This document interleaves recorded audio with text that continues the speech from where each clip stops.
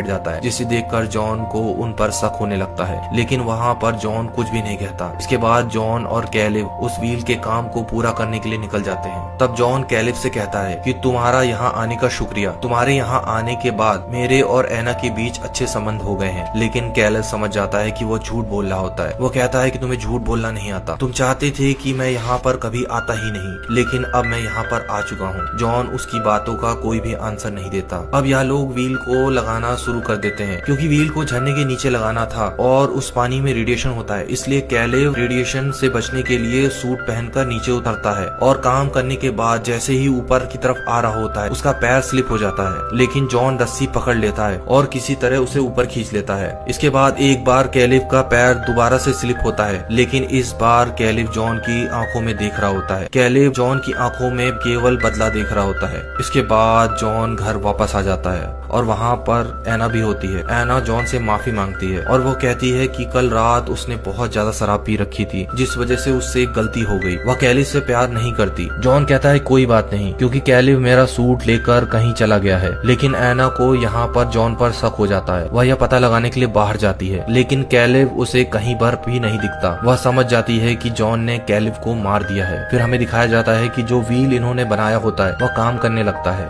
इनके घर पर इलेक्ट्रिसिटी भी आ जाती है। लेकिन एना अब बिल्कुल बदल चुकी है। वह उदास रहने लगी है। वो देखती है कि जॉन ने चर्च का पियानो वहाँ पर रख दिया है। वो पियानो को बजाना शुरू कर देती है। तभी वहाँ पर जॉन आ जाता है। वो जॉन को देखती है। उसकी आंखों में अब साफ साफ पता चल रहा था कि वह अब सारा सच जान चुकी है। उसके दिल में जॉन के लिए प्यार खत्म हो चुका था, क्योंकि प्यार तो केवल दिल से होता है और जॉन ने उस प्यार को खो दिया था जो एना उससे करती थी। और यहाँ पर मूवी समाप्त होती है। तो यह मूवी आपको कैसी लगी हमें कमेंट बॉक्स पर जरूर बताएं।